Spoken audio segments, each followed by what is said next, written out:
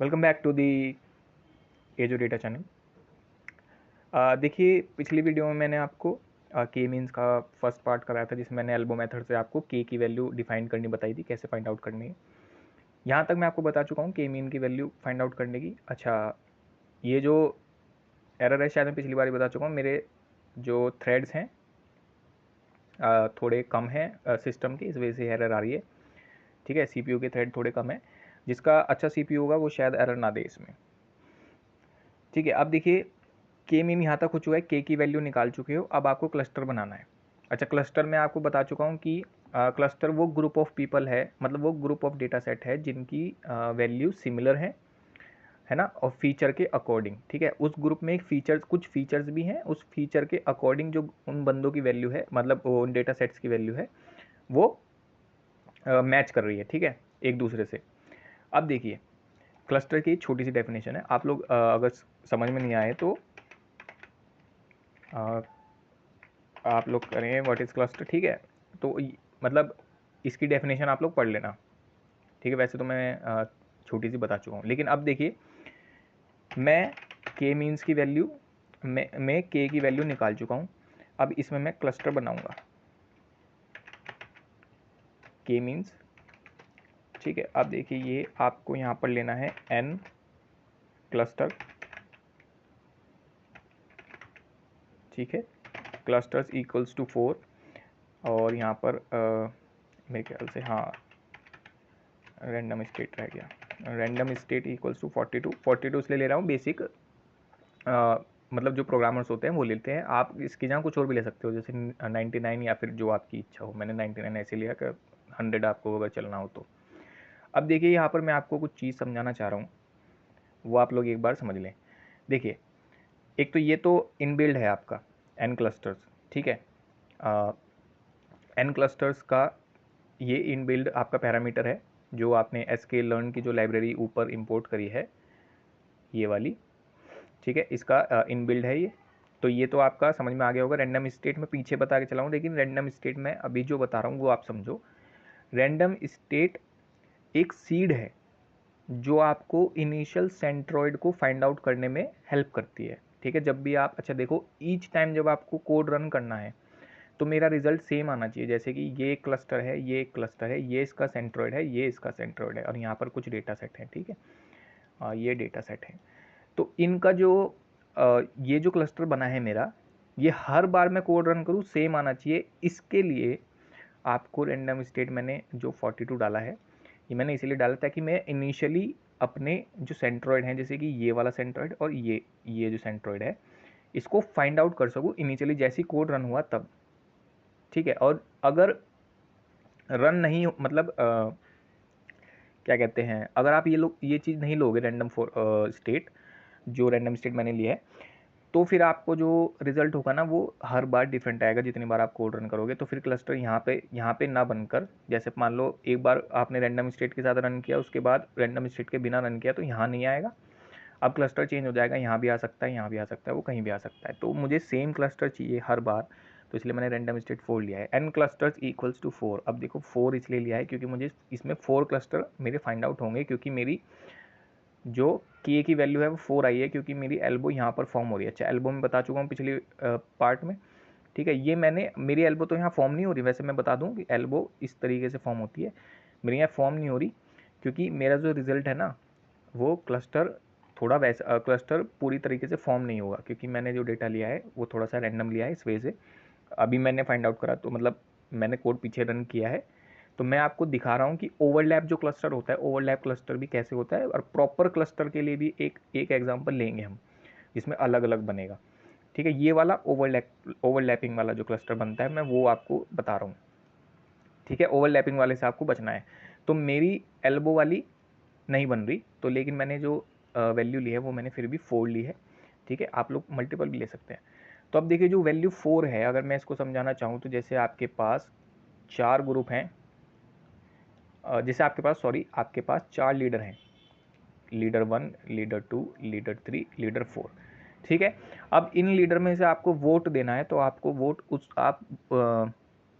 उसको वोट देंगे जो आपको एक तो सेटिस्फाइड करता हो, जिसके फीचर्स सेटिस्फाइड करते हो, फीचर्स मतलब जो वो चीज़ आपको दे रहा हो वो आपकी रिक्वायरमेंट से मैच करती हो, ठीक है, तो आप लोग उसको वोट दोगे। इसी तरीके से यहाँ पर भी यही वर्क करता है। तो यहाँ पर आपने 4 लिया है तो आपके पास 4 सेंट्रॉइड हैं, ठीक है, और उन वही सेंट्रॉइड जिसकी फीचर्स को, जिस डेटा सेट की वैल्यूज़ को वो करेंगे, क्या कहते हैं, मैच करेंगे, वो एक क्लस्टर बना लेंगे, ठीक है। यहाँ पर तक समझ में आ रहा, कोई इश्यू नहीं है आपको, ठीक है। ये दोनों वैल्यू समझ में आ गई, क्यों ली है मैंने, ठीक है। अब देखिए क्लस्टर के मीन्स, सॉरी मेरा जो वेरिएबल है ये वाला के मीन डॉट, मैं फिट कर दूँ ना, ट्रांसफॉर्मेशन कर दूँ, क्योंकि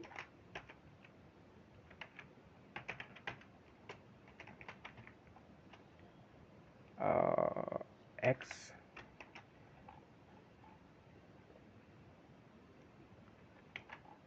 ये आया आपके पास एक्स स्कैटर। अब देखिए, अब ये वाली लाइन का जो कोड है आप इसको समझिए, ठीक है। अब देखिए जो के मीन है, इसमें जो आपने डॉट फिट प्रिडिक्ट किया है, ये एस्किट लर्न का शॉर्टकट मेथड है। इसमें दो चीज़ हो रही हैं, अगर आप लोग, वैसे आपने नहीं पढ़ा तो मैं बता देता हूँ। दो चीज़ हो रही हैं। फिट, देखो फिट जो है ये क्या करता है, ये आपके जो सेंट्रॉइड हैं 4, उनके लिए बेस्ट पोजीशन फाइंड आउट करता है कि कहाँ पर बेस्ट पोजीशन है, ठीक है। और आपको पता है सेंट्रॉइड इसमें अलग अलग जगह जाते हैं, बार बार अपडेट होते रहते हैं, ठीक है। तो उनके लिए बेस्ट पोजीशन फिट आपको फाइंड आउट करके देता है। और प्रिडिक्ट जो होता है वो जो मेरे कस्टमर है, मतलब जो डेटा सेट है, उन पर एक लेबल डिफाइन कर देता है। जैसे मेरे पास 4 सेंट्रॉइड हैं, 0 1 2 3, तो अब ये डिफाइन कर देगा कि कौन सा कस्टमर, कौन से लेबल दे देगा कौन सा कस्टमर कौन से सेंट्रॉइड पे फिट हो रहा है। जैसे कस्टमर 1, जैसे कस्टमर ए और कस्टमर बी, अगर कस्टमर बी सेकंड में फिट हो रहा है सेकंड सेंट्रॉइड के साथ, तो ये क्या, इसको लेबल दे देगा सेकंड, ठीक है। अदरवाइज जो फॉर एग्जांपल ए फिट हो रहा है 0 के साथ, तो इसको लेबल दे देगा 0। तो ये काम कर रहा है, ये वाला जो दो लाइन का कोड है, ठीक है। और यहाँ पर हमारे पास आ गई है एरर, और यहाँ पर आई है एरर KMEANS, के मीन्स की एरर आई है, के मीन इज नॉट डिफाइंड।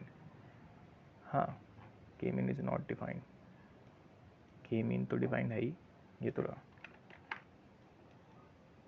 क्यों नहीं डिफाइंड है भाई, देखते हैं। अरे यार एस लगाना, हाँ के मीन्स अवेलेबल थ्रेड वाली एरर आ रही है। मेरा सिस्टम थोड़ा सा स्लो है, तो उसकी वजह से इशू आ रहा है। अब देखिए आपने यहाँ पर क्लस्टर बना लिया। अब मैं इन क्लस्टर्स को स्कैटर प्लॉट में प्लॉट करता हूँ, ठीक है। तो अब जो स्कैटर प्लॉट वाला जो ऑप्शन है, अब देखिए यहाँ पर स्कैटर प्लॉट मैंने आपको पढ़ाया है ना, आप लोगों को मैंने स्कैटर प्लॉट पढ़ाया है, लेकिन उससे पहले आप लोग स्कैटर प्लॉट को प्लॉट करने से पहले आपको, मैं एक PCA का, मैं यहाँ पर PCA यूज़ कर रहा हूँ, ठीक है। मैं अगर आपको दिखाऊँ तो फॉर स्कैटर प्लॉट विजुलाइजेशन देखता हूँ, इसमें आता है नहीं, प्रिंसिपल कंपोनेंट ऑफ विजुलाइजेशन, हाँ PCA विजुलाइजेशन इन प्लॉटली,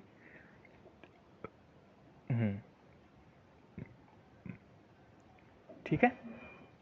इस तरीके से जो है प्लॉट करना है, मैं PCA ले रहा हूँ यहाँ पर।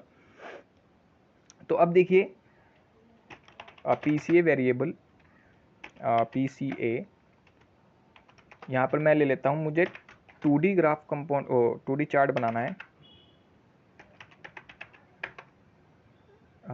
NE components equals to 2, components equals to 2, ठीक है, क्योंकि मुझे 2D बनाना था।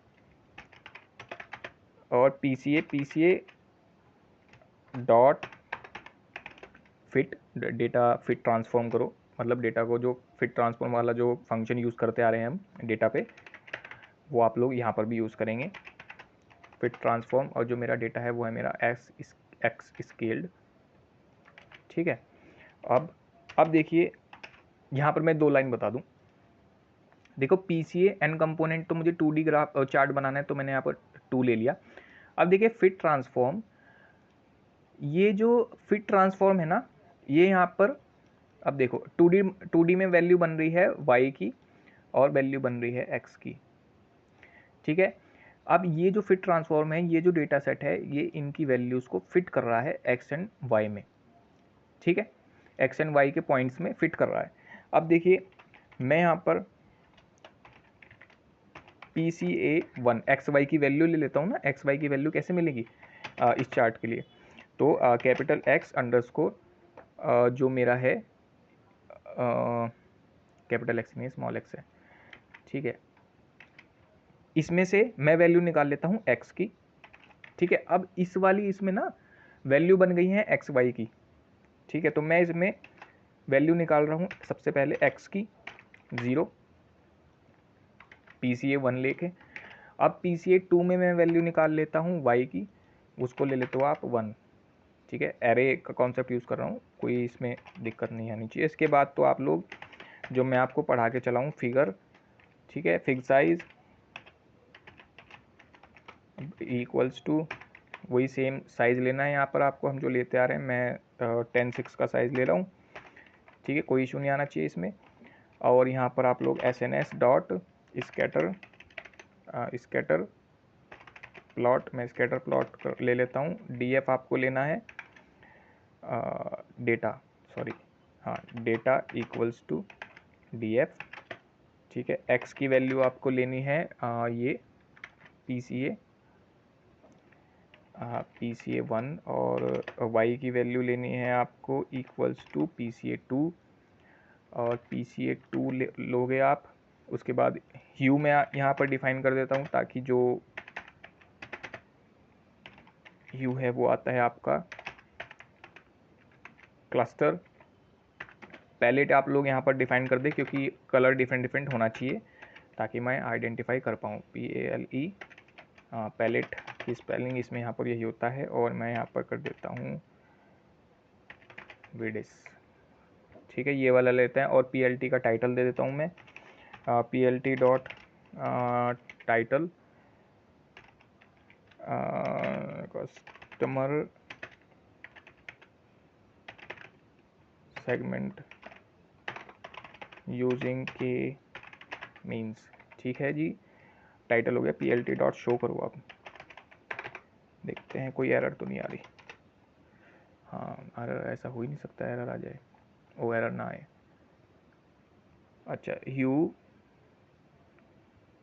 CLUSTER क्लस्टर, ये डिफाइन नहीं बता रहा है, क्या बता रहा है, पैरामीटर। अच्छा, कुड नॉट इंटरप्रेटेड वैल्यू,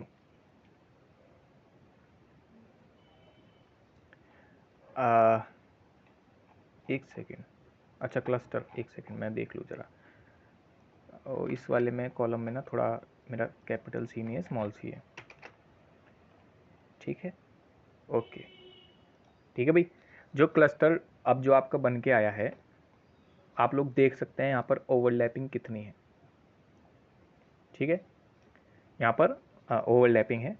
तो येलो वाले जो हैं वो एक कैटेगरी में है, वो है थर्ड, एक कैटेगरी बनती है सेकंड, एक कैटेगरी बनती है 1, एक कैटेगरी बनती है 0। 0 पे बैंगनी, 1 पे थोड़ा सा डार्क ग्रीन, सेकंड पे हल्का ग्रीन और थर्ड पे येलो, ठीक है। लेकिन ये क्लस्टर प्रॉपर नहीं है, ये इसमें क्लस्टर प्रॉपर फॉर्म नहीं हो पा रहा क्योंकि देखिए आप लोग अगर गैप देखें तो एक से दूसरे पे कितना गैप आ रहा है, ठीक है। क्लस्टर्स मतलब कम वैल्यूज जो हैं वो मैच कम हो रही हैं, ठीक है। जितना ज़्यादा गैप आएगा उतनी ज़्यादा जो वैल्यूज़ हैं आपकी मैच होना थोड़ा कम हो जाएगी। लेकिन अगेन मैंने जैसे बताया था ये ओवरलैप क्लस्टर है, मैंने आपको ओवरलैप बताने के लिए किया था। मेरा यहाँ पर एल्बो भी फॉर्म नहीं हुआ था, ठीक है, तो इस वजह से मैंने आपको यहाँ पर बताया है कि कैसे ओवरलैप क्लस्टर आपको दिखता है। मेरा मेन मोटिव था कि के मीन्स बताना और आपको ग्रुपिंग बताना कि कैसे आप लोग बना सकते हो ग्रुपिंग किसी कस्टमर्स की, किसी कस्टमर्स को एक सेगमेंट में डालने की, कि भाई कस्टमर्स जो हैं एक सेगमेंट में आ जाएं जिनकी फीचर्स मैच करते हैं, ठीक है। तो उसी तरीके से मैंने यहाँ पर भी करके दिखाया आपको। तो लेकिन यहाँ पर ओवरलैप आपको देखने को मिलेगा। जो आइडियल बनता है, आइडियल जो मैं अगर आपको दिखाऊँ क्लस्टर इमेज, अगर हम लोग दिखा पाएँ, ये वाला, ये जो फॉर्मेट है, इस तरीके से आपका जो क्लस्टर इमेज है ये इस तरीके से बनता है। जैसे येलो वाले आ गए, ब्लू वाले आ गए, रेड वाले आ गए। जो जितना दूर है सेंट्रॉइड से, उसका मतलब है कि उसकी जो वैल्यूज़ हैं, फीचर्स हैं, वो थोड़ा कम मैच हो रहे हैं, लेकिन मैच हो रहे हैं। ठीक है, ये भी इस तरीके से बना सकते हो। जितनी ज़्यादा लोग सेंट्रॉइड लोग हैं आप लोग, उस तरीके से बना सकते हैं। ठीक है, ये मेरा 2D मीन था, 2D की तरह फॉर्म करना के मीन्स को। ठीक है, तो इस तरीके से आप लोग के मीन्स के थ्रू जो है ग्रुपिंग निकाल सकते हैं। अगला जो टॉपिक होगा उसमें मैं, अगर मैं एक और बता पाया आपको, तो एक और मैं बताऊंगा के मीन से रिलेटेड, लेकिन उसमें मैं एल्बो वाला मेथड यूज़ करूँ ना करूँ वो डिपेंड करता है। ठीक है, इसलिए आप लोग एक एग्जांपल निकाल लेना ताकि आप लोग उसमें बना सको। ठीक है, एग्जांपल निकाल लेना है, मतलब एक केगल पे से डालना सीधा के मीन डेटा सेट, तो एक डेटा सेट लेना और उसमें ये सब वर्क करके देखना।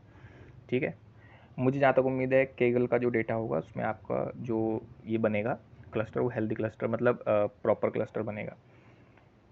ठीक है, तो वीडियो यहीं तक रखते हैं आज। थोड़ी छोटी वीडियो है, लेकिन मुझे ये पॉइंट्स बताने थे। पीसीए आपको फाइंड आउट करके बताना था, और ये जो 2 लाइनें हैं इनका मीनिंग बताना था। इनमें मैंने रैंडम स्टेट आपको पढ़ा दिया, फिट प्रिडिक्शन भी मैंने आपको पढ़ा दिया है। ठीक है, कैसे कैसे होता है क्लस्टर्स, ये भी इसमें भी रैंडम स्टेट आप लोग फॉर्म करेंगे।